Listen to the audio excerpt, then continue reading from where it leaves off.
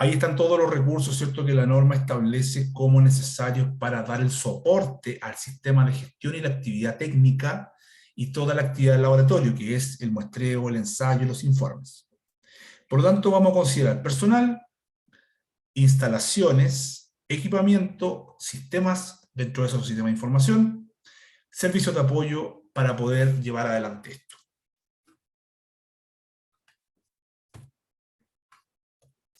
Respecto al personal, el personal se considera como aquel interno-externo que influye o que impacta en la actividad del laboratorio, ¿ya? Que impacta en el muestreo y en el ensayo. Y que sabemos que el personal que tiene este impacto sobre el muestreo, el ensayo y los informes, tiene que actuar sí o sí imparcialmente y de acuerdo al sistema de gestión. Entonces tiene que ser una persona competente, tiene que ser una persona que conozca el sistema de gestión, tenemos que haberla inducido y tenemos que asegurar que sabe lo que significa la imparcialidad. Entonces, en el fondo, el personal, ya sea interno o externo, que influye en la actividad del laboratorio, tiene que considerar esto. ¿Por qué hago hincapié en esta situación? Porque para el personal interno, puede ser algo relativamente simple de entender,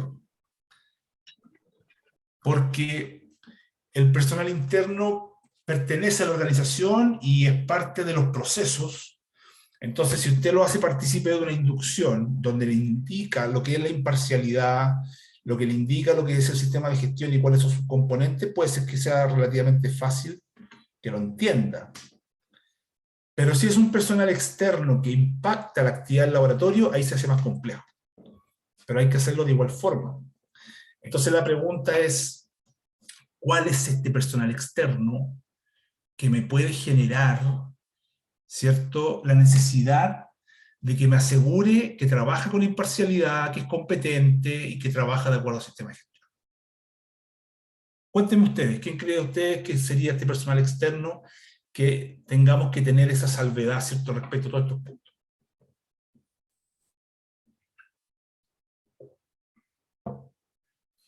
Porque el concepto es que impacta o influye en la actividad del laboratorio, y es externo. Entonces la pregunta es, ¿quién es? La respuesta es, por ejemplo, el que calibra los equipos. Si usted tiene una prensa hormigón instalada en una faena, o instalada en un laboratorio, y usted contrata un laboratorio de calibración acreditado para que asegure la trazabilidad metrológica, y esa persona es externo, pero influye en la actividad del laboratorio porque impacta directamente en el equipamiento oficial, tiene que cumplir estas características. Entonces usted tiene que transmitirle eso a esa persona, y tiene que quedar evidencia. Entonces imagínense lo que eso significa.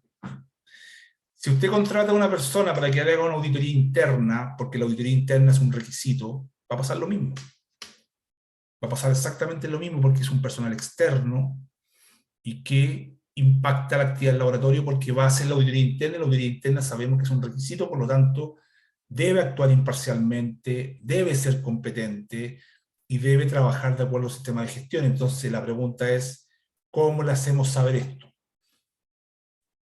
Simple, usted le hace una inducción previa a esa persona externa antes que ingrese al laboratorio y le dice, mire, usted es externo, pero va a trabajar con procesos internos que son críticos. Por lo tanto, la imparcialidad significa esto. Usted es competente, por algo lo estoy contratando, y el sistema de gestión de mi laboratorio está compuesto de esta forma, por lo tanto usted tiene que saber qué puede y qué no puede hacer. ¿Está de acuerdo? Sí, fírmeme este registro. Y con eso usted ya empieza a resolver este tema. Preguntas, por favor.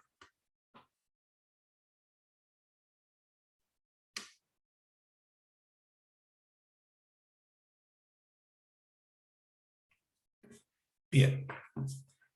Por otro lado, para el personal, el laboratorio debe documentar los requisitos de competencia, ¿ya?, para cada función que en este caso estaríamos hablando para cada cargo que influye en la actividad del laboratorio. Entonces, en el fondo, si usted tiene un organigrama, tiene que establecer los requisitos de competencia para el organigrama, para cada cargo del organigrama. Entonces, hay que tener claro lo siguiente.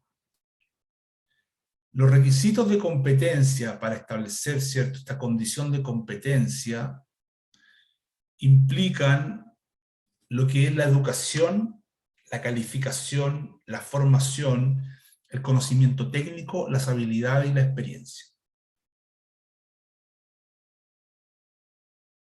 Por lo tanto, ¿cierto?, cuando hablamos de educación, estamos hablando de lo que la persona estudió en el colegio, lo que la persona estudió en la universidad, lo que la persona estudió en el instituto, lo que la persona estudió como posgrado, ¿cierto? Si es doctor, magíster, lo que sea. ¿Y por qué lo digo de esta forma? Porque usted como laboratorio define cuál es la educación que requiere para su personal. Si usted dice que el director del laboratorio tiene que ser doctor en ingeniería, bueno, tiene que cumplir con eso. Ahora, si usted dice que el director del laboratorio puede ser un profesional del área de la construcción o de la minería o de la industria, tiene que cumplir con eso. Si usted dice que un laboratorista basta con que tenga cuarto medio, usted tiene que cumplir con eso. Entonces, ¿qué ocurrió en una situación? Un laboratorio colocó, ¿cierto?, que es un muestreador. Primero que todo, perdón, tenía un cargo de muestreador. ¿Ya? Primero que todo. Y dentro de los requisitos de competencia del muestreador, colocó que tenía que ser técnico a nivel superior. O sea, que los muestreadores tenían que ir al instituto. ¿Qué pasó? Que en la realidad y en la auditoría se pudo evidenciar que todos los muestreadores tenían máximo cuarto medio y que aprendieron a muestrear en el laboratorio. O sea, no había ningún muestreador que haya ido a un instituto. Entonces, ¿qué pasó? Tremenda no conformidad, y más encima una no conformidad gratis, porque los requisitos de competencia los coloca el laboratorio. Entonces, ¿qué ocurrió? Se colocó la soga al cuello, como se dice. Entonces, hay que tener claridad de cuáles son los requisitos que debe tener el personal para no generar sobredimensionamiento de los cargos y que después no los podamos cumplir. Que después no los podamos cumplir. ¿Ya? Eso respecto a la educación. Si tienen duda, me comentan. La calificación tiene que ver con aquellas... A ver, primero, antes de la calificación lo vamos a para el último. Sigamos con la formación. La formación es lo que usted le entrega a la persona del momento que ingresa a su laboratorio. ¿Qué quiere decir esto? Usted puede contratar a un constructor civil o una constructora civil para hacerse cargo de la calidad del laboratorio, perfectamente, ¿cierto? Ese constructor o esa constructora estudió en la universidad, sacó su título y sabe de construcción. Sabe de laboratorio porque estudió el ramo de mecánica de suelo, hormigones, ¿cierto? Y tecnología del hormigón y todo lo que signifique eso. Pero no necesariamente sabe de calidad del laboratorio. Por lo tanto, esa persona usted tiene que formarla en calidad de laboratorio para que pueda ejercer el cargo de encargado o encargada de calidad. A eso se refiere con la formación. Es lo que usted le entrega en el laboratorio para que ejerza el cargo, ¿ya? Que es independiente de la educación, porque puede ser que esa persona sea una muy buena constructora, que haya construido los tremendos edificios, ¿cierto?, pero que de calidad el laboratorio no tiene idea. Por lo tanto, hay que formarla. Bueno, y esa formación usted se la entrega en el laboratorio. Y esa formación es como lo que estamos haciendo ahora. Son cursos externos o son cursos internos incluso. O sea, el hecho de que usted le enseñe a este constructor, a constructora, ¿cierto?, lo que es tomar un cono de Abrams, que por mucho que lo estudió en la universidad, cuando llega al laboratorio no se acuerda, Usted no la va a mandar a un curso, ¿cierto?, afuera del laboratorio para enseñarle lo que es un cono de Arnold. Usted le va a enseñar el cono de Arnold dentro del laboratorio. A eso se refiere con la formación. ¿Alguna consulta hasta acá?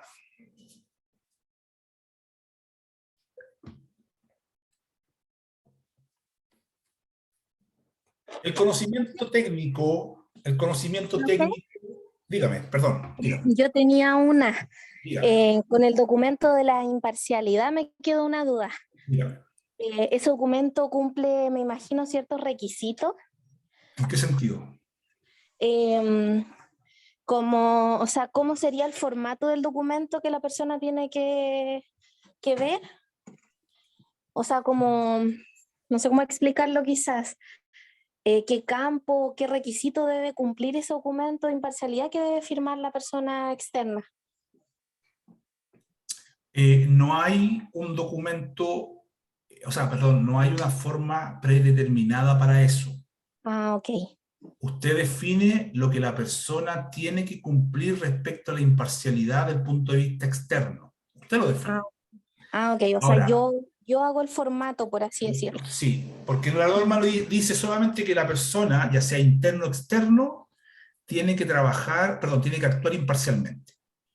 Entonces, como es un externo que lo más probable que vaya a hacer un servicio, usted lo que se quiere asegurar es que la persona por lo menos sepa lo que es imparcialidad para que no haga lo que usted no quiere que haga. Entonces, lo que yo le recomiendo, como no hay un formato preestablecido, es que tome la declaración de imparcialidad que está como ejemplo en esta presentación y adapte ese formulario para una persona externa. Ah, ok. Y le aseguro que le va a ir muy bien con eso. Ya, muchas gracias. Bien. Ya, entonces tenemos educación, tenemos formación. El conocimiento técnico es todo lo que se necesita como aspecto de apoyo dentro de lo que sabe la persona para ejercer sus labores. Entonces, por ejemplo, si usted contrata un laboratorista y el laboratorista llega con un carnet de laboratorista del Laboratorio Nacional de Vialidad, letra C o letra B, por ejemplo, eso no es educación, eso no es calificación. Podríamos llamarlo que es una formación, sí, porque es una formación en laboratorio. Pero además podríamos considerarlo un conocimiento técnico, el tener ese carnet. Como también podríamos considerar un conocimiento técnico el saber usar el Excel. Entonces, en el fondo, el conocimiento técnico lo definen ustedes de acuerdo a la función que va a cumplir. Si tiene que ocupar un software para llevar todo lo que tiene que ver con el laboratorio, es decir, todo lo que son las estadísticas, ingresar los resultados para después elaborar los informes con un software específico, ese es un conocimiento técnico, que es el software de. Entonces, en el fondo, el conocimiento técnico es lo que usted considera que necesita que la persona evidencie que sabe ocupar para desarrollar sus tareas. ¿Ya? Las habilidades son destrezas. Las habilidades son destrezas. Las destrezas se adquieren o se desarrollan, se nacen con ellas, pero se necesitan en algunas situaciones y en algunos cargos. Hay necesidad de habilidades más marcadas que otras, efectivamente. No todos tienen las mismas habilidades, pero sí se necesitan definir porque los cargos necesitan implementarlas. Entonces, una secretaria de laboratorio requiere ciertas habilidades, por ejemplo, el ser ordenada, el ser capaz de hablar con gente, porque tienen que entender que no todo el mundo es capaz de hablar con personas. No todo el mundo es capaz, tiene esa habilidad. Hay personas que no se saben expresar, hay personas que no saben transmitir un mensaje, hay personas, ¿cierto?, que les da terror hablar con otra persona. Entonces, ese tipo de persona no sirve para trabajos del laboratorio. Entonces usted tiene que definir cuáles son las habilidades. Entonces, si usted tiene una secretaria, tiene que definir la habilidad de que sepa expresarse, que sepa mandar un correo, que eso se puede mezclar entre habilidad y educación, que sepa, ¿cierto?, contestar un teléfono y dar una respuesta, que también puede ser parte de la educación, pero en el fondo son habilidades porque quizás a mí nunca me enseñaron a hablar por teléfono. Y no lo puedo suponer que lo sé hacer, o sea, no puedo suponer que una persona lo sabe hacer. Entonces tengo que determinar si esa persona tiene esa habilidad. Por ejemplo, un dueño de laboratorio tiene que tener la habilidad de saber negociar. Porque la negociación es un arte. Es una disciplina, pero también es un arte. Entonces, tiene mucho de habilidad.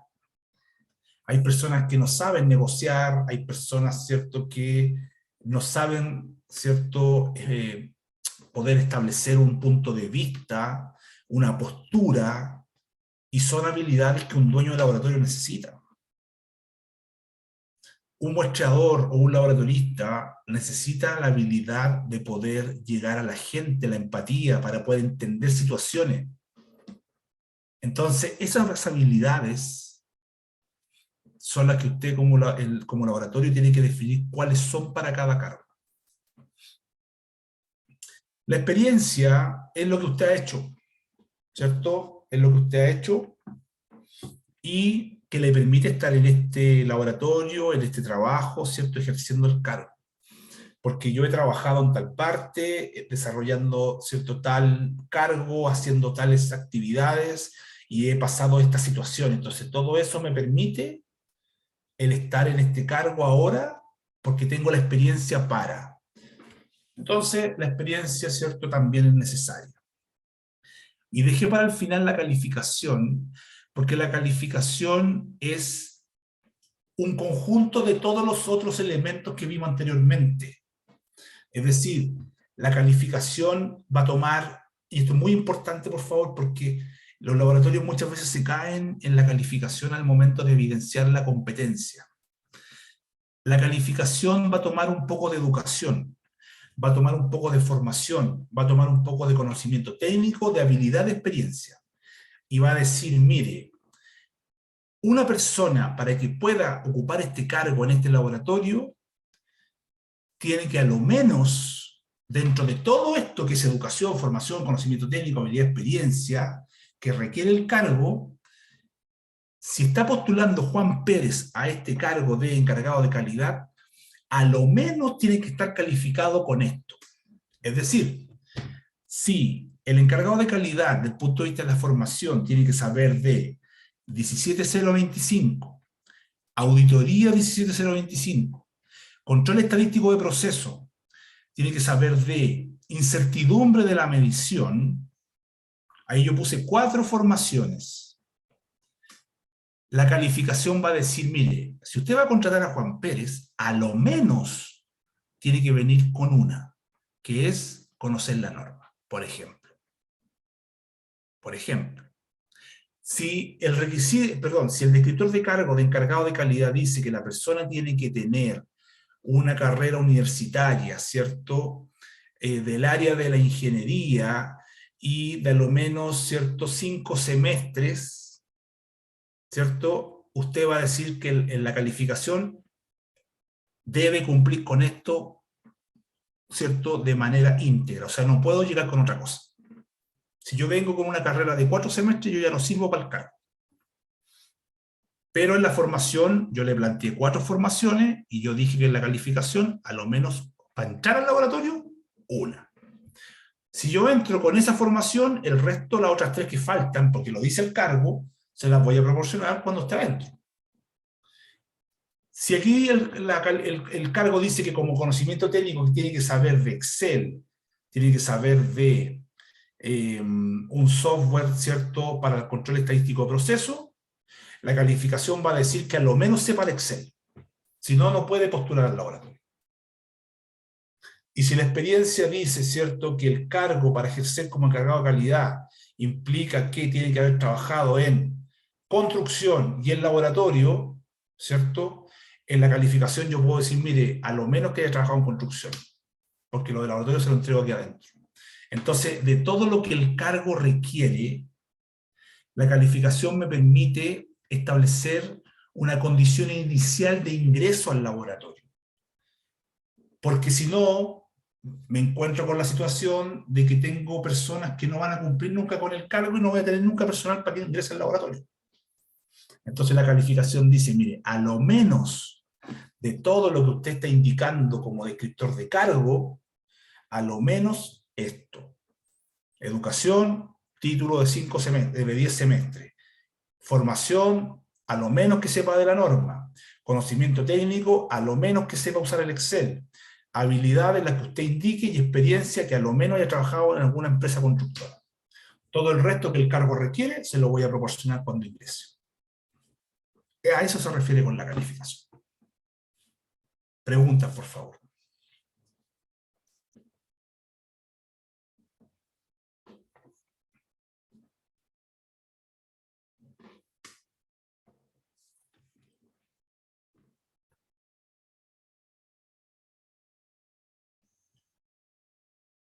Bien.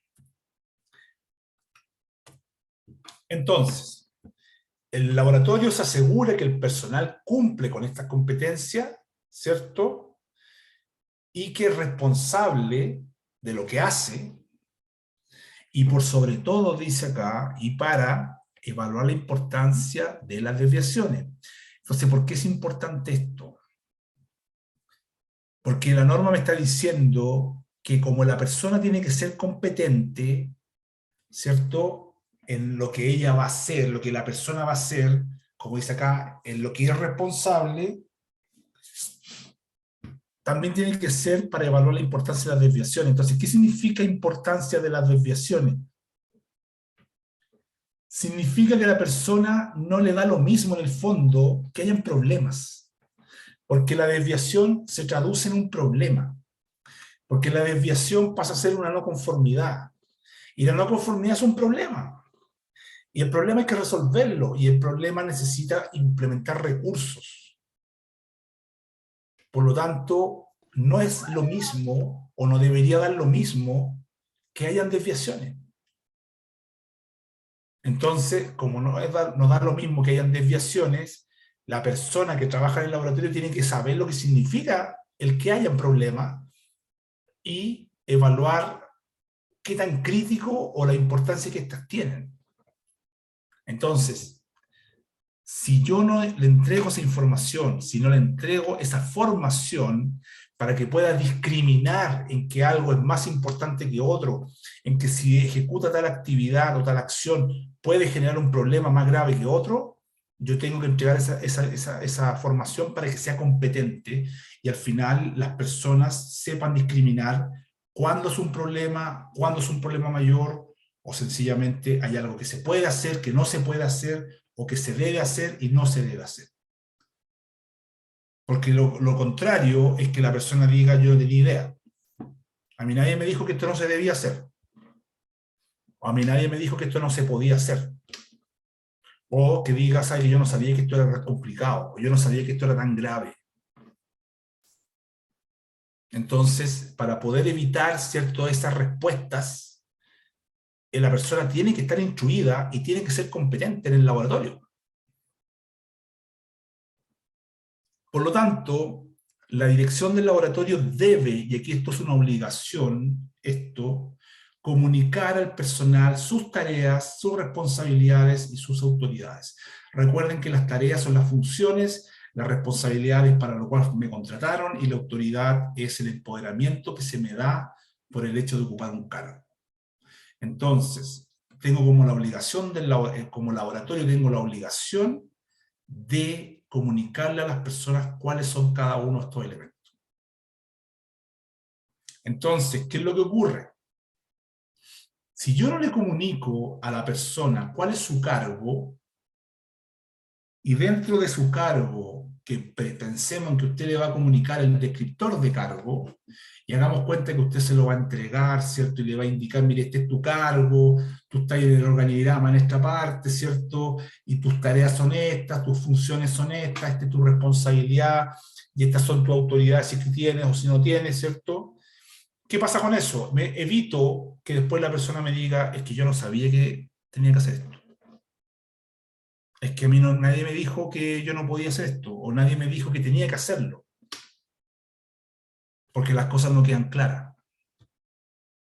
Entonces, en el fondo, la norma cuando dice que la dirección del laboratorio debe comunicar al personal sus tareas, sus responsabilidades y autoridades, tengo que, en el fondo, o sea, en el fondo lo que estamos haciendo es decir, mire, aquí las cosas son claras y estas son las reglas del juego. Usted hace esto, usted está contratado para esto y tiene esta autoridad. De eso se trata el comunicar esta información. Por lo tanto, ¿qué es lo que vamos a tener en el laboratorio? Un procedimiento para determinar cuál es la competencia de las personas, es decir, para cada cargo, hablemos de cargo, no hablemos de persona, cuáles son las competencias asociadas, educación, formación, habilidad, experiencia, conocimiento técnico, habilidades. Perdón, educación, formación, habilidad, experiencia, conocimiento técnico, ¿cierto? Calificación. Eso, un procedimiento, ¿cómo se determina? Segundo, un procedimiento de cómo se seleccionan a las personas. Si el procedimiento va a ser que usted le va a preguntar a un colega, oye, ¿tú conocías a alguien que puede ocupar el cargo de laboratorista? Porque nos falta el laboratorista. Y yo llego y digo, mire, esta persona está disponible, aquí está el currículum, yo lo llamo, lo entrevisto y lo contrato. Si esa es la forma, eso es lo que tiene que ir en el procedimiento. Ahora, si usted lo va a hacer pasar por un proceso de selección donde lo va a llamar, lo va a entrevistar el encargado tanto, después lo va a entrevistar el encargado tanto, lo va a entrevistar el gerente, ¿cierto? Y después de todo eso se va a formar una terna, y esa terna va a definir a quién contratan, bueno, eso tiene que ir en el procedimiento. Y si la forma de seleccionar es una mezcla de todo eso, bueno, eso va en el procedimiento. Pero el procedimiento tiene que indicar lo real, porque después caemos en problemas, caemos en inconsistencia, no podemos demostrar nada, y al final hacemos el papel con el INN, ¿cierto? O en una auditoría. También en este procedimiento vamos a indicar la forma en que vamos a proporcionar capacitación o formación al personal. Cómo vamos a supervisar al personal, cómo vamos a autorizar al personal y cómo vamos a hacer seguimiento de la competencia del personal. Todo esto en el procedimiento. Entonces, la pregunta es, ¿qué significa supervisar? ¿Qué significa autorizar? ¿Y qué significa hacer seguimiento de competencia? Porque en general, por la experiencia que yo tengo, que a la gente se le confunde este asunto. Primero, supervisar al personal significa asegurarse que está haciendo lo que tiene que hacer. Así de simple. Es decir, si yo tengo un laboratorista que tiene que golpear un proctor, tengo que asegurarme que está golpeando el proctor. Entonces, en el fondo, yo tengo que determinar la forma en que yo me voy a asegurar que la persona está golpeando proctor. Y eso significa supervisar. Entonces, obviamente, como los cargos que son jefaturas no se van a dedicar solamente a supervisar, porque si no estarían en eso todo el día, tienen que definir una forma que sea efectiva. Es decir, si tengo 10 laboratoristas a los cuales supervisar, bueno, un día superviso a uno, al otro día superviso al otro, y al otro día superviso al otro, y lo importante es que deje evidencia, porque aquí dice que todo esto hay que dejar un registro. Entonces yo tengo que hacer una matriz de supervisión donde digo cómo voy a dejar evidencia de que la persona, yo me estoy asegurando que está haciendo lo que tiene que hacer. Entonces podré supervisar a 2 personas semanalmente, por lo tanto en 5 semanas van a pasar todos supervisados y después los vuelvo a supervisar, por ejemplo. Y dejo evidencia de que cuando yo me acerqué a la persona y le pregunté, ¿qué estáis haciendo? Por ponerlo así de una manera brutal, ¿qué estáis haciendo? Yo me voy a poder dar cuenta que la persona estaba llenando un registro de ensayo y no estaba haciendo una sopa de letras. Entonces, en el fondo, la supervisión permite asegurarse de que las personas están haciendo lo que tienen como, en el fondo, lo que tienen como tareas, como responsabilidad. Segundo, perdón, lo siguiente, autorizar al personal. La autorización del personal permite que usted se asegure que la persona es la idónea para ejecutar una acción.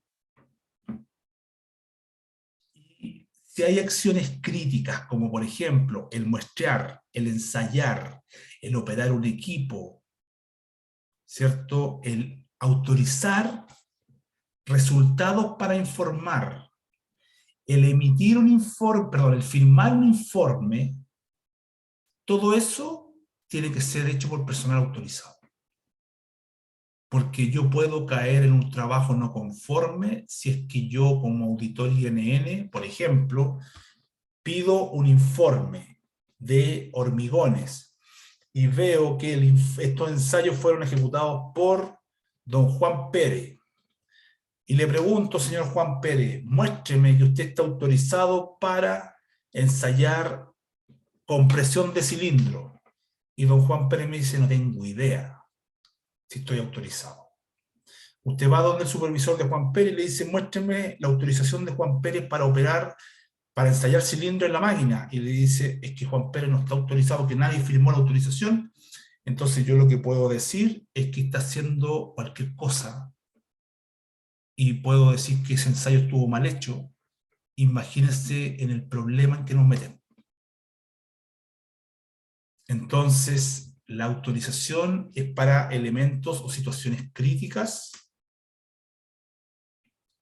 y que, en este caso, se necesita, ¿cierto?, esa autorización para yo asegurarme que se está haciendo bien o por lo menos la persona idónea. Entonces, si yo veo, ¿cierto?, un registro de ensayo y veo que hay una persona individualizada que hizo el ensayo, que determinó, ¿cierto?, la masa constante de un suelo o de un árido, las humedades, ¿cierto?, y operó un equipo y firmó un ensayo, ¿cierto?, o autorizó un resultado, debería ser capaz de pedir, muéstrame la autorización de todas estas personas y yo debería presentar.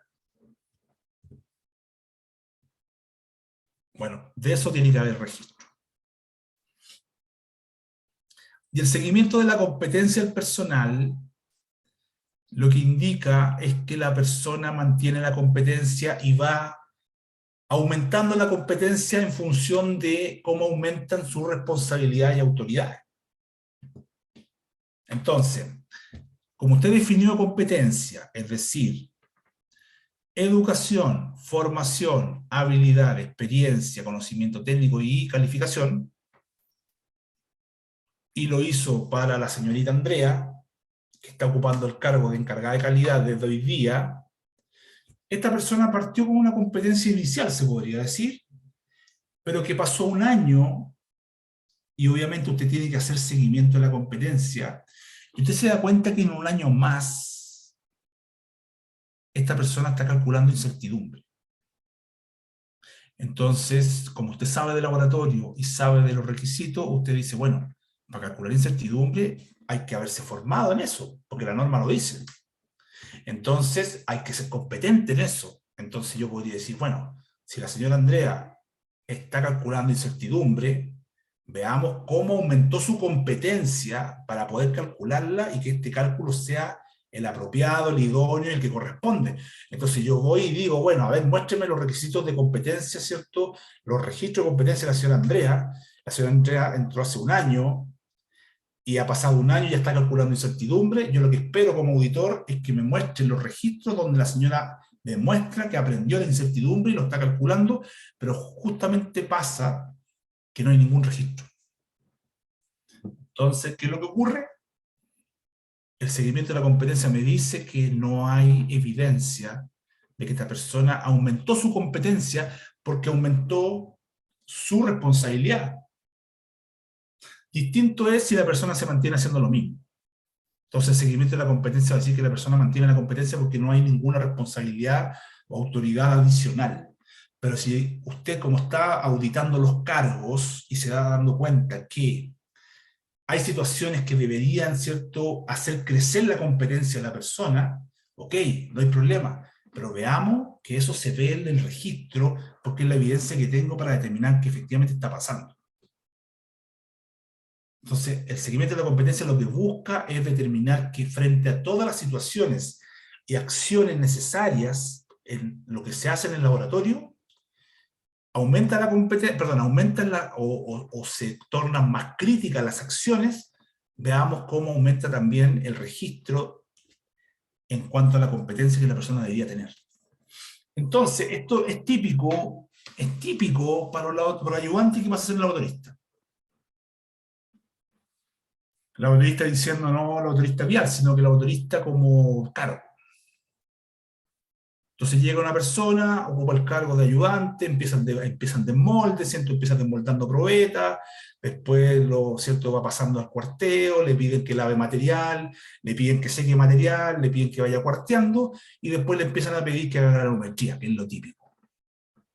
No sé si ustedes me pueden decir otra cosa. Entonces empieza a hacer granulometría, después que se haga ¿cierto? Lo que casi no le gusta a nadie, que son los límites de Atterberg, y después hace peso específico, lava el pignómetro, y le estoy contando toda la historia de un ayudante que pasa a ser laboratorista. El problema es que cuando yo ya lo veo golpeando Proctor, lo veo golpeando CBR y lo veo penetrando un CBR, yo pregunto, muéstrame los registros donde demuestra que tú llevas todo lo anterior y que aprendiste y que alguien te enseñó, y esos registros no están. Entonces, el seguimiento de la competencia me dice que no es competente, siendo que perfectamente puede estar haciendo los ensayos. Pero no tengo evidencia. Preguntas, dudas, por favor.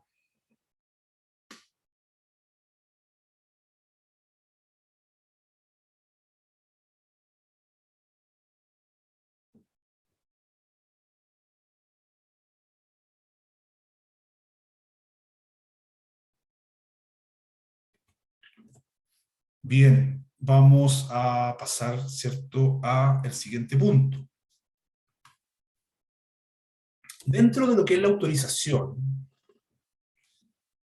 y ya les comenté, ¿cierto?, que tiene que estar en el procedimiento y que hay que dejar registro de la autorización. Lo importante es que quede claro que dentro de todas las autorizaciones que hay que darle a las personas, lo crítico tiene que ver con la persona que desarrolla, modifica, verifica y valida métodos. Entonces, si usted dice, mire, yo no desarrollo métodos, yo no modifico métodos y yo no valido métodos porque yo ocupo las normas chilenas, ocupo el manual de carretera, yo ocupo las normas CTM. Ok, perfecto. Pero sí tiene que hacer es verificar los métodos. Entonces, la persona que va a verificar los métodos tiene que estar autorizada. Lo mismo con la persona que analiza los resultados. ¿Qué quiere decir esto? Que si yo voy a emitir un informe con resultados de ensayo, esos ensayos tienen que venir firmados, firmados, fechados e identificada la persona que está autorizando eso. Bueno, esa persona que se identifica ahí tiene que estar autorizada para hacer eso. Y lo mismo con la persona que informa, revisa y autoriza los resultados. Entonces, si el jefe de área hormigones firma los informes de hormigón, ese jefe de área tiene que estar autorizado. Cualquier persona que en el fondo ejecute estas acciones y no esté autorizada con un registro, cae o nos hace caer en trabajo no conforme, y eso es grave. ¿Ya? Dudas, consulta, por favor.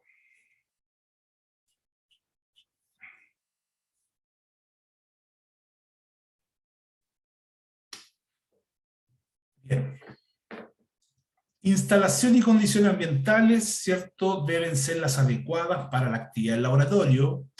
¿Qué quiere decir esto? Que las instalaciones y las condiciones ambientales, hablemos de el mobiliario, ¿cierto?, la infraestructura, la temperatura, la humedad relativa, todo eso tiene que ser lo adecuado para que en el fondo no se vea afectada los ensayos, las muestras, ¿cierto?, el muestreo, y vaya en contra, ¿cierto?, de los resultados.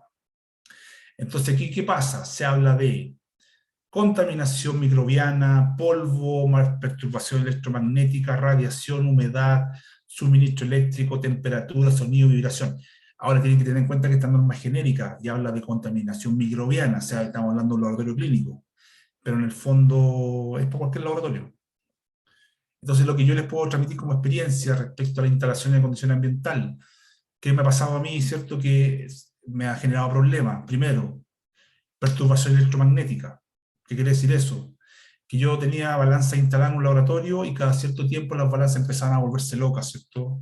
Marcaban cualquier cosa y era porque habían alzas y bajas de voltaje y había perturbación electromagnética porque habían equipos funcionando cerca que eran unos equipos gigantescos. Entonces, como esos equipos gigantescos se ocupaban, ¿cierto? Cada cierto tiempo, utilizaban toda la red eléctrica y hacían que las balanzas que yo tenía instaladas se volvieran locas, literalmente. Y ese es un problema de infraestructura, un problema de instalación. Segundo, el tema de la temperatura, ¿cierto? Y la humedad, el caso típico es la cámara húmeda o la piscinería. Ahí hay temas de condición ambiental. Lo otro, el tema de la vibración. Pasa un camión y el piso se mueve. Como se mueve el piso, la balanza se mueve. De ahí hay problema de infraestructura. ¿Ya? Cuéntenme ustedes si han tenido alguna experiencia respecto a eso, por favor.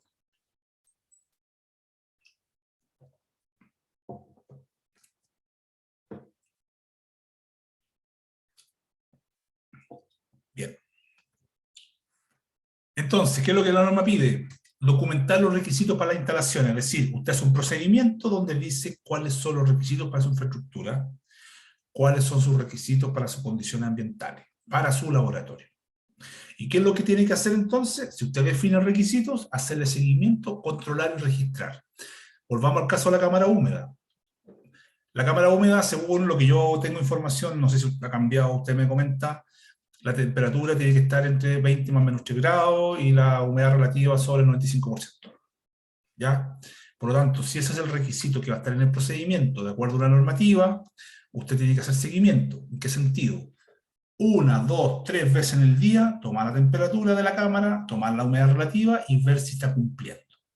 Y eso vendría siendo el seguimiento y el control. Y el registro es dejarlo en un formulario que pasa a ser un registro para acumular la información y que usted pueda evidenciar que la temperatura y la humedad de la cámara se mantiene, ¿cierto?, dentro de los parámetros.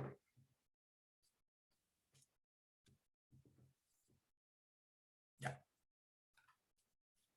Hacemos un alto unos 10 minutos y les muestro un instructivo para este tema, por favor.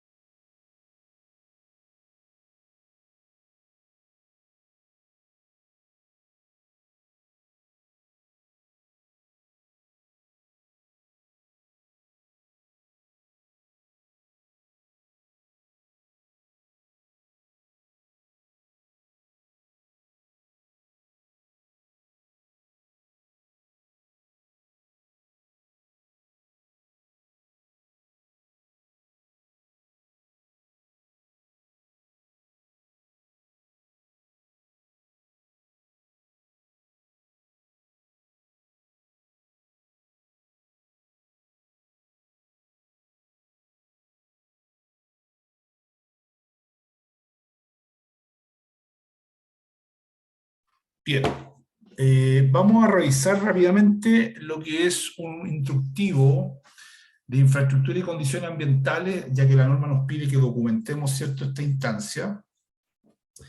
Y como pueden ver acá, es un instructivo, ¿cierto?, donde lo relevante es lo siguiente. Este laboratorio lo que hace es documentar cuáles son los requisitos en base a normativas atingentes a sus actividades de laboratorio. Entonces, primero determina cuáles son las condiciones ambientales de infraestructura que va a controlar. Entonces indica vibración, corrientes de aire, temperatura, presión atmosférica, humedad relativa. Eso es lo que dice. Y especifica el parámetro a controlar, establece el método de control y establece la medida de mitigación. Entonces, aquí ustedes pueden apreciar, primero, que todo esto queda registrado, que es lo que importa, ¿cierto? Porque la norma nos indica seguimiento, control y registro. Por otro lado, hay parámetros que son más críticos que otros, y hay parámetros que establecen, ¿cierto? Una medida de mitigación, y hay otros que no lo requieren. Entonces, ¿qué ocurre? Que define para cada uno de estos 4 factores el detalle de lo que va a controlar. Entonces aquí, por ejemplo, dice que la vibración, en este caso para una balanza, se va a mitigar el efecto, ¿cierto?, colocando anclaje en las patas y colocando una losa, ¿cierto?, de hormigón que haga que esto en el fondo no se mueva y sea rígido.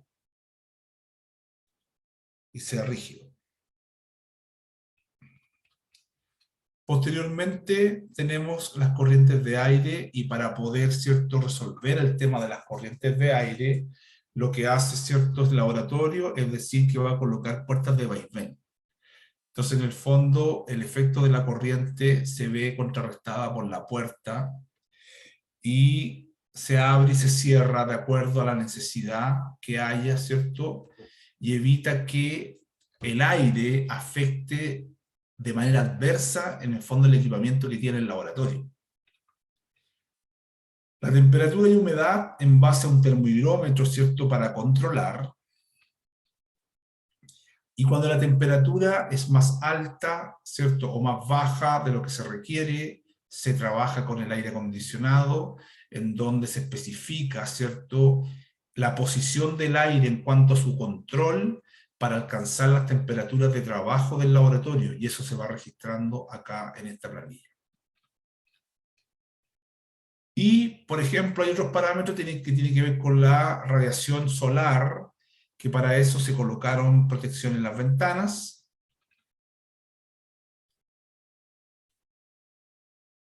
Y la presión atmosférica, que para eso tienen un barómetro, pero que en realidad, como dice el procedimiento, no aplica porque trabajan a nivel del mar. Entonces, en el fondo, yo creo que es un tema de considerar elementos sobredimensionados.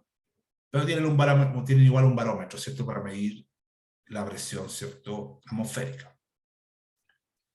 Entonces, como ustedes pueden ver, este laboratorio cumple con la normativa, estableciendo su metodología para el seguimiento, el control y el registro de las condiciones ambientales que son críticas, ¿cierto?, para lo que es las actividades del laboratorio. ¿Dudas, consultas, por favor? Entonces, para las instalaciones y condiciones ambientales realizamos lo que es el seguimiento y el control, y la norma nos indica algunas instancias, como por ejemplo de contraste, acceso y uso de áreas que afecten la actividad del laboratorio, es decir, tenemos que colocar algún tipo de control para que no puedan las personas ingresar libremente a zonas que sean consideradas como críticas, como por ejemplo las zonas de acopio de los materiales, porque puede pasar lo que dice el punto B, que es contaminación, ¿cierto?, para lo cual se procede con una separación eficaz entre las áreas incompatibles. Entonces, si yo tengo una zona de trabajo que es de ejecución de ensayo, yo no la puedo tener junto a el material que está para desecho, como el acopio material, porque se me puede producir contaminación de las muestras que yo estoy trabajando. Entonces, hay que tomar los resguardos, ¿ya?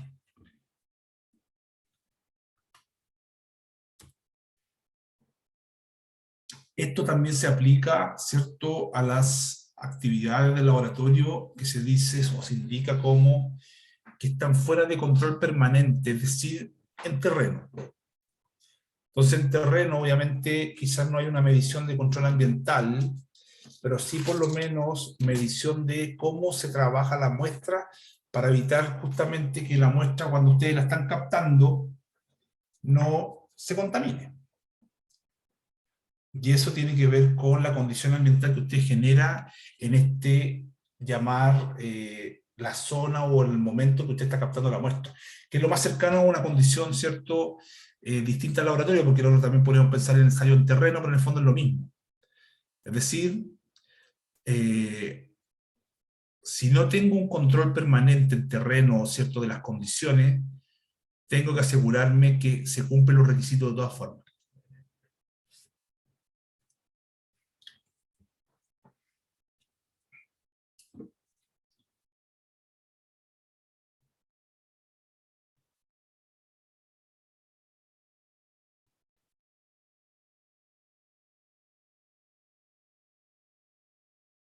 Bien. Respecto al equipamiento, el equipamiento incluye, ¿cierto?, lo que es el software, los patrones, los materiales de referencia, los reactivos, ¿cierto?, cualquier equipamiento necesario para ejecutar, en este caso, ensayos, ¿ya?, y que tienen una influencia en los resultados. La norma indica unas notas. Estas notas son referenciales. En la nota particular del 6.4 hace referencia a lo que son los materiales de referencia, que para nosotros no tienen ninguna importancia. Por lo tanto, pasamos al 6.4.2, que indica que cuando el equipo utiliza, perdón, cuando el laboratorio utiliza equipamiento que está fuera de su control permanente, hay que asegurarse que ese equipo cumpla los requisitos de la norma, ya sea 17025 para el equipamiento como para la norma técnica. ¿Cuándo pasa esto? Generalmente cuando usted arrienda un equipo. Entonces, si usted arrienda un equipo, arrienda un densímetro nuclear, por ejemplo, se tiene que asegurar que ese equipo cumpla con la normativa. Tanto 17025 como la normativa propia, ¿cierto?, de la toma de densidades con densímetro nuclear. Entonces, ¿cierto?, ya que es un equipo que no está, o que está fuera del control permanente del laboratorio. Para esto se implementa un procedimiento de manipulación, transporte, almacenamiento, uso y mantenimiento planificado del equipamiento, de manera de prevenir que hayan eventos adversos con el equipo.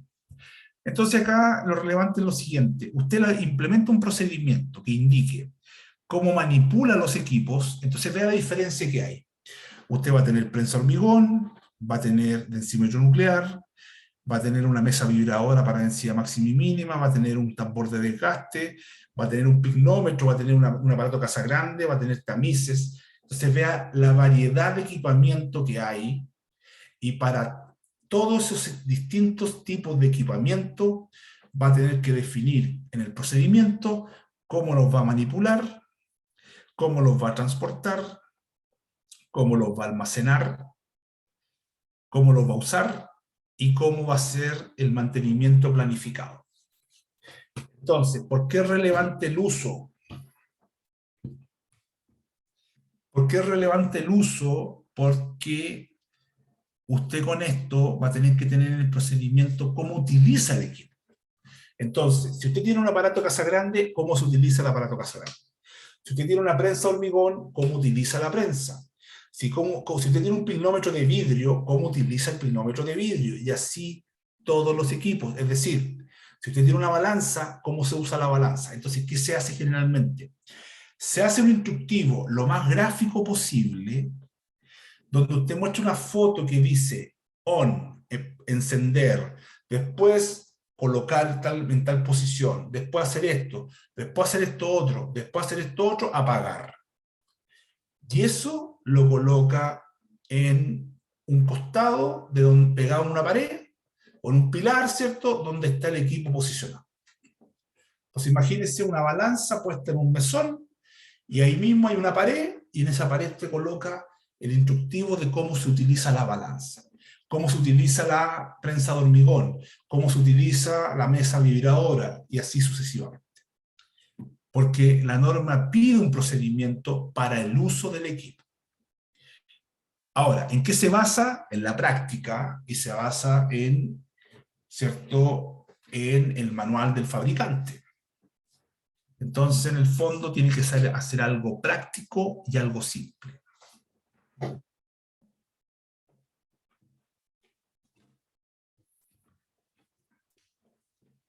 Consultas, por favor, dudas.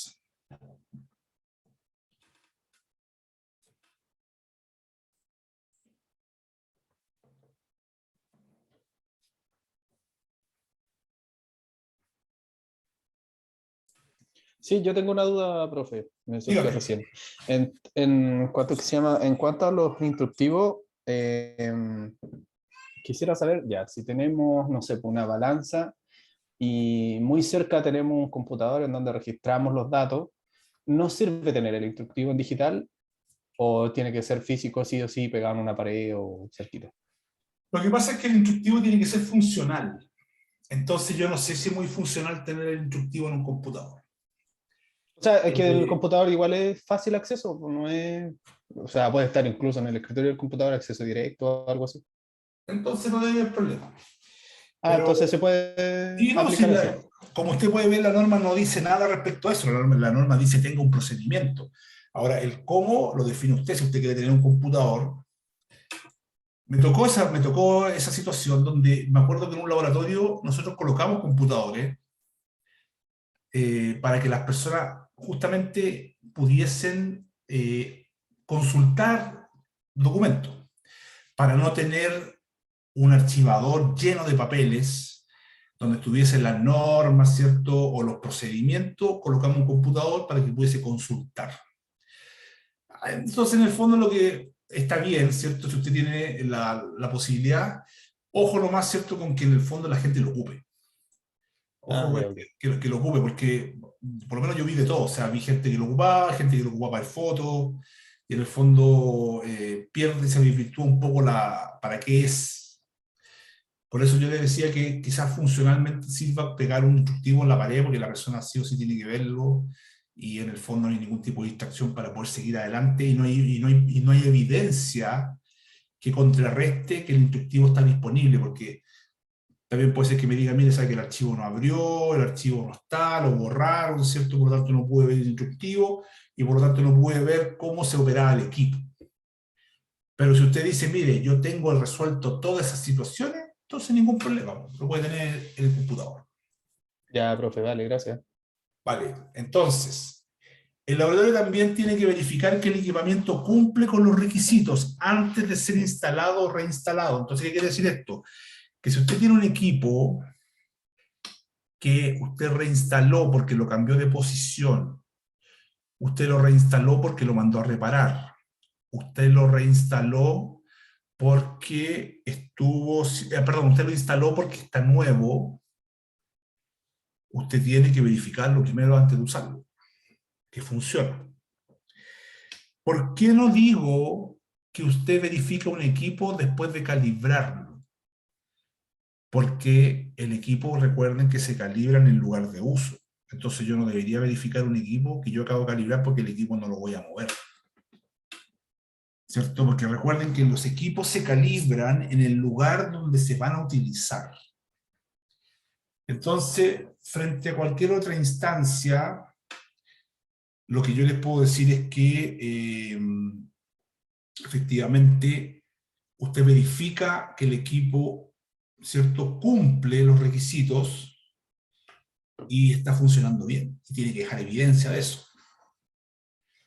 Por lo tanto, como parte de esa verificación es demostrar que es capaz de lograr la exactitud de medición y la incertidumbre requerida para proporcionar un resultado válido. Entonces, por ejemplo, usted tiene que asegurarse que el equipo está marcando lo que tiene que marcar. Una balanza está marcando, ¿cierto? No sé, si usted está colocando sobre la balanza 500 gramos, que esté marcando 500 gramos. Lo mismo con las prensas, lo mismo con los anillos, lo mismo con los relojes comparadores. Lo que sea que usted esté utilizando, tiene que asegurarse que lo que me está entregando como resultado sea exacto, es decir, me está entregando lo que corresponde. Y eso es parte de la verificación que usted tiene que hacer. ¿Cuándo se calibra un equipo? Cuando, ¿cierto?, usted necesita, en este caso, demostrar resultados confiables. Y para eso usted demuestra exactitud por el tema del error que entrega el certificado y demuestra incertidumbre por lo que entrega el certificado. Entonces, en el fondo, si usted quiere demostrar que el equipo me entrega resultados confiables, tiene que calibrar el equipo. Y por otro lado, demostrar trazabilidad metrológica. ¿Qué implica esto? Que la trazabilidad metrológica es la confianza que usted entrega al consumidor de su servicio, que en este caso son todos los que utilizan el servicio de laboratorio, porque usted le asegura a través de las calibraciones de sus equipos que esas mediciones que se hacen son de la mejor calidad de la industria. ¿Y por qué digo esto? Porque cuando usted calibra una balanza, por poner el mismo ejemplo que venimos hablando, esa balanza es considerada una balanza de industria de trabajo. Déjenme mostrar una foto. Denme un segundo, por favor.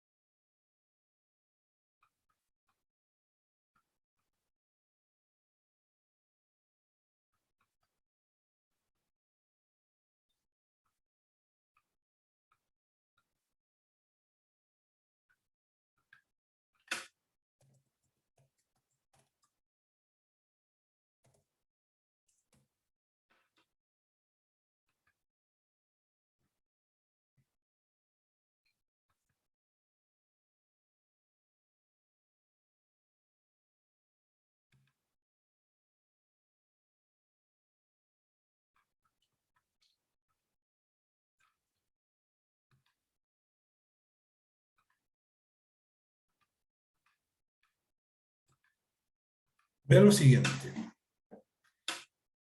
Esta es la balanza que yo les comentaba que era de la industria.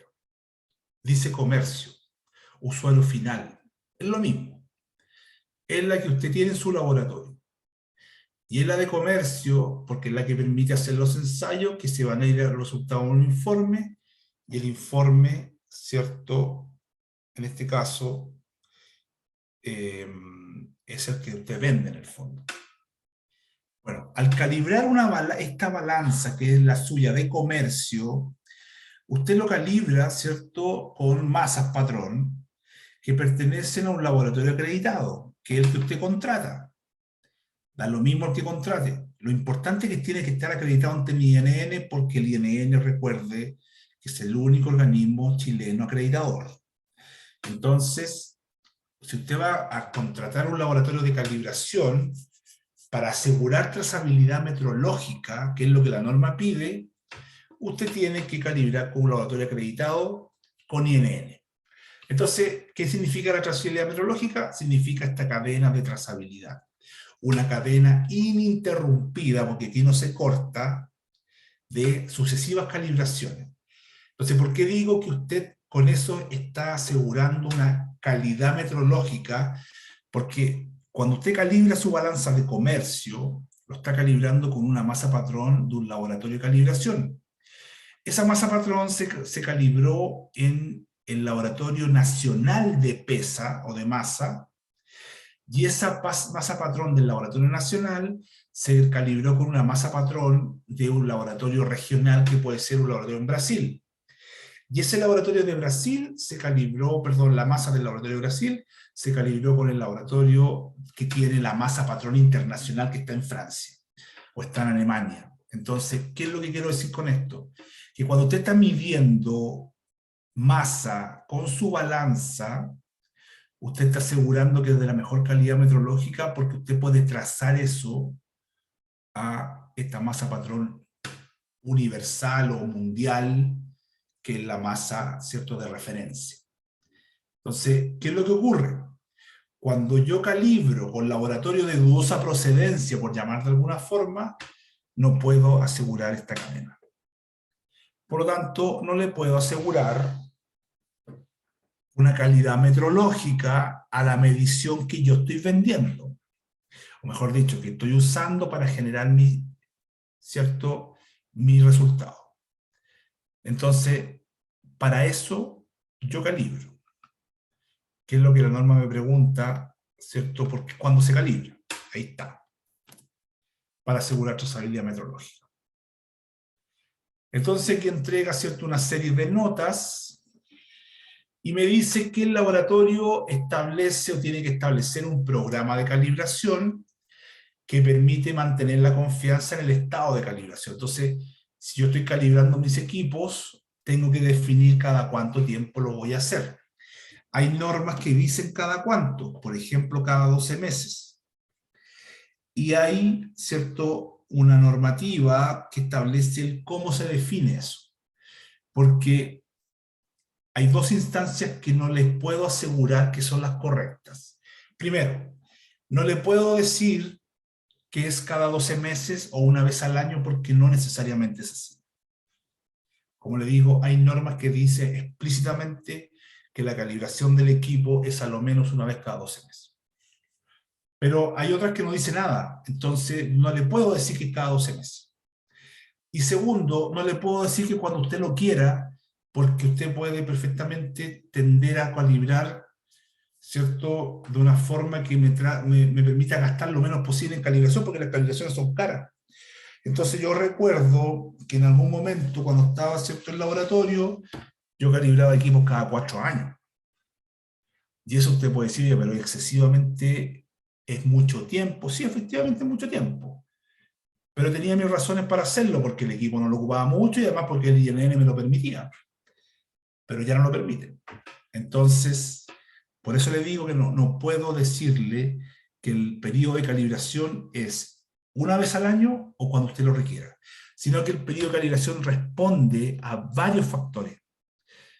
Y hace un tiempo, el parámetro más incidente para determinar el periodo de calibración tenía que ver con el desgaste del equipo. Y eso en el fondo tiene que ver con el uso. Pero en este momento, el parámetro asociado tiene que ver con el uso y con la frecuencia, ¿cierto?, que yo quiero asegurar los periodos de calibración, ¿cierto?, para asegurar confianza. Entonces, en el fondo, la conclusión a la cual quiero llegar con esto es que el instructivo al final igual le va a decir que una vez al año. ¿Ya? Igual al final usted va, lo más probable es que termine calibrando una vez al año. ¿Ya?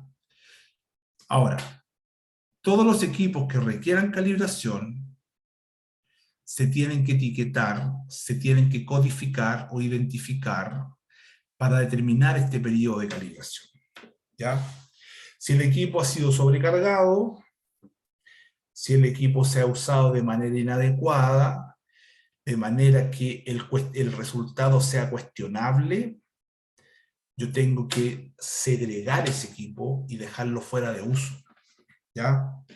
Dejarlo fuera de uso de manera de evitar que se utilice. Y evitar, ¿cierto?, el estar informando resultados que no corresponden.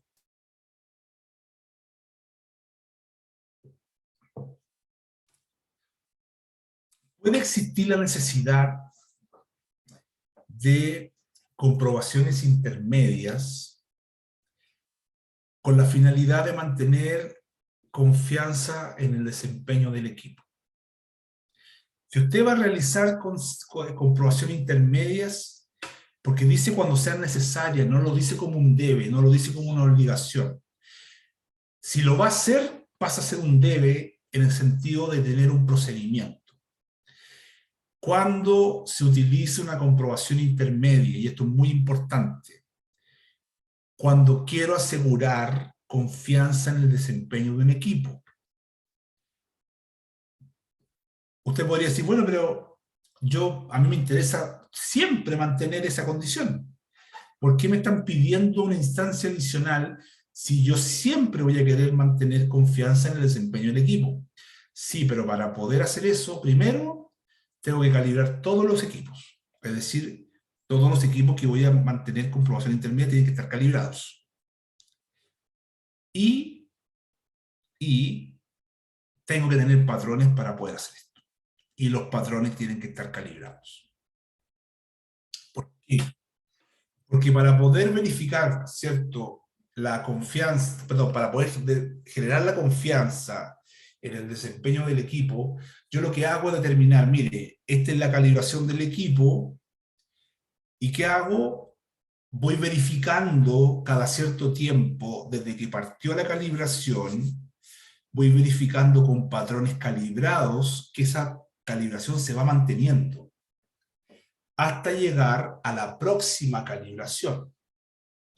Entonces, como ustedes pueden ver, entre una calibración y la otra, voy aplicando verificaciones con patrones para asegurarme que el equipo se mantiene dentro de su condición metrológica.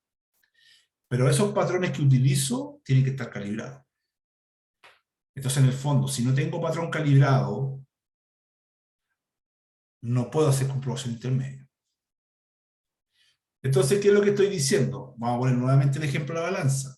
Tomo la balanza, la calibro, tengo un set de masas patrón calibrado, tomo una masa patrón, ¿cierto? La coloco sobre la masa, perdón, sobre la balanza, y voy determinando cuánto me va marcando. Si la balanza se mantiene con su calibración en el tiempo, y digo, esta balanza la calibré en octubre del 2022, la próxima calibración va a ser en octubre del 2023, como tengo masas patrón, lo que hago calibradas es cada cierto tiempo, que como tengo un procedimiento, lo defino, por ejemplo, una vez al mes, o una vez cada 2 semanas, dependiendo, y ahí viene el tema del uso, porque obviamente esto se va a necesitar mientras más utilice el equipo. Entonces, ¿qué podemos decir? En balanzas, en termómetros, en prensa, yo debería poder comprobar internamente para asegurarme que la condición de calibración se mantiene en el tiempo.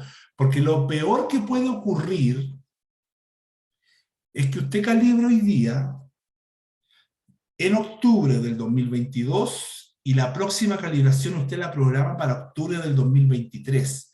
Usted no verifica de manera intermedia, utiliza el equipo y por algún motivo el equipo se descalibró y usted se dio cuenta 6 meses después. Como no hace comprobación intermedia, se dio cuenta por un reclamo a un cliente que le dijo, oiga, usted me está entregando resultados que no corresponden. Y usted, como va a investigar, va a llegar el momento en que vaya a acudir a la prensa y se va a dar cuenta que la prensa está descalibrada. Entonces usted se va a preguntar, se va a hacer la siguiente pregunta. ¿Cuánto tiempo lleva descalibrada la prensa de manera de poder decir cuánto tiempo estoy entregando informes malos? Entonces, es distinto haber entregado un mes informes malos que haber entregado una semana informes malos o que haber entregado 6 meses informes malos. Porque ahí ya viene un tema que se llama trabajo no conforme y que me va a poner en jaque el laboratorio. ¿Cómo se baja el riesgo de caer en todo esto? Haciendo comprobación intermedia. Porque si yo aplico patrones, por ejemplo, semanalmente, si el equipo se me descalibra, a lo más voy a tener la evidencia de problemas de calibración en una semana, porque cada semana estoy aplicando patrones. Entonces, si la prensa se descalibra, A lo más, entre una semana y otra, yo voy a decir, oye, esta semana los informes salieron malos, pero todo lo anterior está bien. Y lo que venga se supone que va a estar bien porque yo la voy a reparar o la voy a volver a calibrar.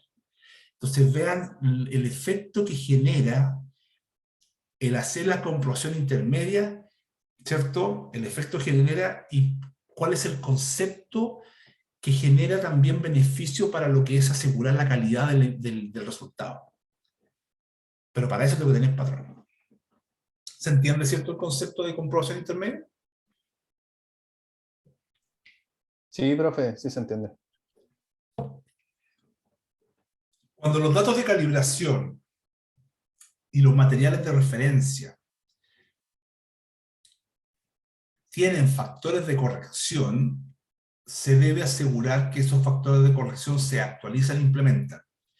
Ejemplo, usted, lo más probable que haya calibrado, ¿cierto?, una prensa hormigón de compresión y flexotracción, y que para esos certificados de calibración usted los revisa y se da cuenta que tiene una curva de corrección. ¿Por qué? Porque la prensa ya está usada.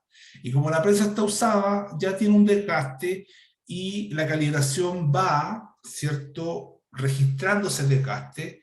Entonces, en vez de entregarle una cantidad pero gigante de distintas iteraciones de correcciones en los resultados, mejor le entrega una curva y usted ajusta.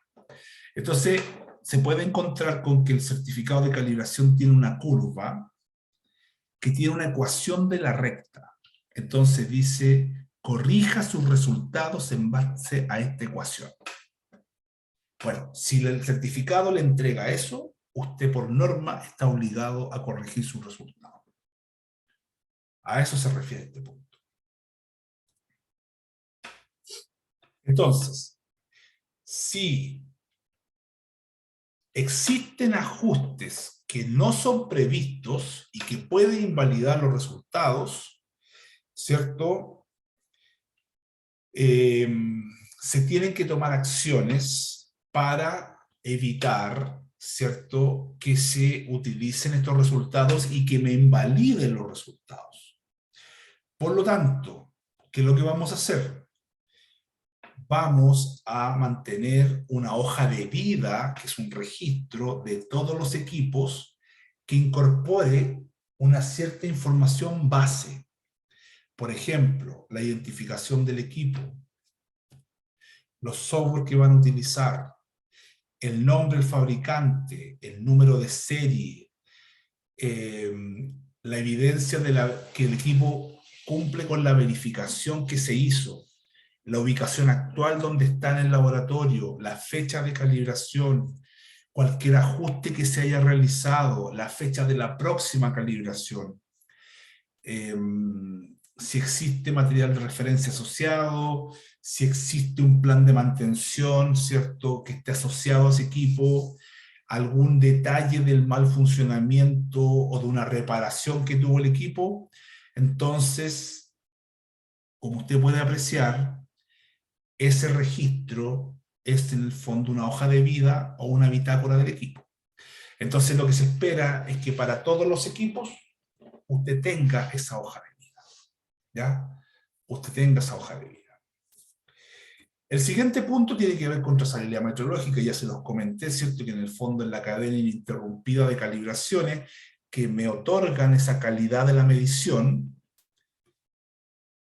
y, ¿cierto?, lo que me interesa de esto es que la trazabilidad metrológica, para poder asegurarla, es a través de calibración con laboratorio de calibración acreditado. El siguiente punto tiene que ver con las compras, ¿ya? Y en este caso, lo que la norma me indica es que lo que yo compre como laboratorio sea lo que yo necesito para la actividad del laboratorio y que sea de tal procedencia que yo pueda trazar y pueda asegurar que es de la mejor calidad, porque en el fondo va a influir en mis resultados, ya que como producto, como servicio, va a venir de un proveedor y ese proveedor tiene que cumplir con cierta característica para poder yo asegurar resultados confiables, como por ejemplo el servicio de calibración de un equipo, el servicio de auditoría o el agua destilada que ocupo para hacer los ensayos. Ahí vemos ejemplos de servicio y producto y tienen que tener igual calidad de procedencia. Entonces acá la norma indica ejemplos de producto y servicio. Estamos hablando de productos, patrones, equipos, materiales consumibles, y servicio, calibración, muestreo, ensayo, mantención, instalación, ensayo de aptitud, auditoría, etc. Entonces ahí ven la diferencia entre los productos y servicios. Respecto a las compras, ¿qué es lo que le pide la norma? Primero, un procedimiento y registro. ¿De qué?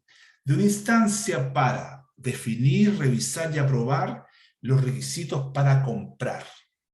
Entonces, ¿qué es lo que quiere decir este procedimiento? Que si yo voy a comprar algo crítico, no estoy hablando del café, ¿cierto? Sino que estoy hablando, por ejemplo, de un equipo o estoy hablando de un material. Si yo lo voy a comprar, tengo que definir exactamente qué necesito, dejar evidencia de lo que necesito para que no haya problemas y dudas y ambigüedades que hagan que después llegue otra cosa. De eso se trata, o sea, si yo voy a comprar algo, tengo que ser lo suficientemente claro y dejar evidencia, por ejemplo, un correo electrónico, para que después no llegue otra cosa y después me digan, no, que usted me pidió esto, y yo diga, no, pues, si el correo donde yo pedí este material, este equipo o este producto es claro y dice esto. Por otro lado, el proveedor que me va a entregar el producto o servicio, yo lo tengo que seleccionar de una forma y lo tengo que evaluar. ¿Qué es lo que selecciono? O mejor dicho, ¿en base a qué selecciono? Al criterio que yo defina, que es necesario para asegurar que me va a entregar el producto que yo necesito. Entonces, la selección del proveedor no necesariamente pasa por el valor, sino que también pasa por otras instancias, ¿ya? Tiempo de entrega, dónde entrega el producto, referencias de otros compradores, postventa, forma de pago, etc. ¿Ya? Y lo mismo con la evaluación. Cuando yo evalúo a un proveedor, no necesariamente lo evalúo solamente en base al precio, lo evalúo en base a la experiencia que tuve con ese proveedor, porque ya la evaluación implica que hubo una instancia de evaluación. Perdón, que hubo una instancia de relación entre el proveedor y el laboratorio. Entonces, los parámetros de evaluación no necesariamente son los mismos que los de selección. Seguimiento del desempeño implica que cada cierto tiempo yo lo vuelvo a evaluar. Es decir, la evaluación no es la única correspondiente a la primera, sino que si yo lo evalúo este año, lo voy a evaluar el próximo y lo voy a evaluar el siguiente. Y eso es un seguimiento del desempeño. Entonces yo en el momento de la auditoría, como auditor, puedo perfectamente pedir cómo ha sido, si yo me interiorizo de que el laboratorio trabaja o lleva trabajando con este proveedor, por ejemplo, 4 años, yo perfectamente le podría pedir, muéstrame las 4 evaluaciones que ha tenido el proveedor del desempeño. Porque el seguimiento de ese desempeño es permanente.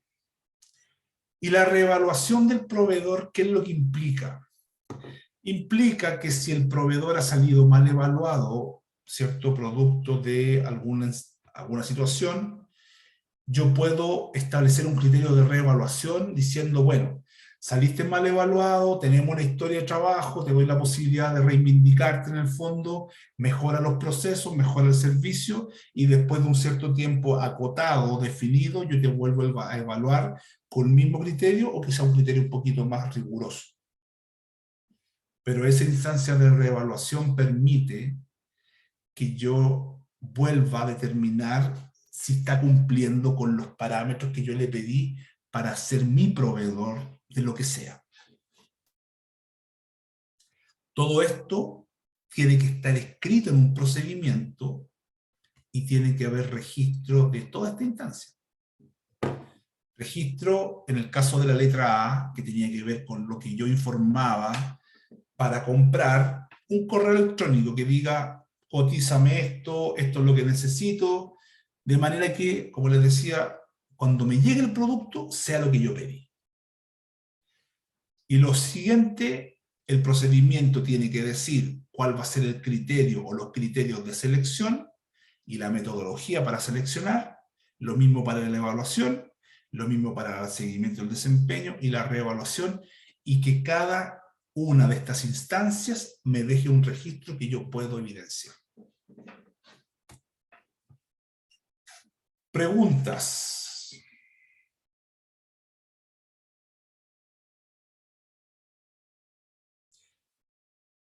Bien, lo vamos a dejar hasta acá y mañana vamos a revisar el punto, perdón, la letra C, y vamos a terminar con el punto 6 para ya pasar al proceso que es el punto 7 y vamos a finalizar el curso con el punto 8 o la cláusula 8. Que tengan muy buenas noches, gracias por la participación y nos vemos mañana. Muchas gracias. Gracias, profe, que esté bien. Igualmente. Gracias.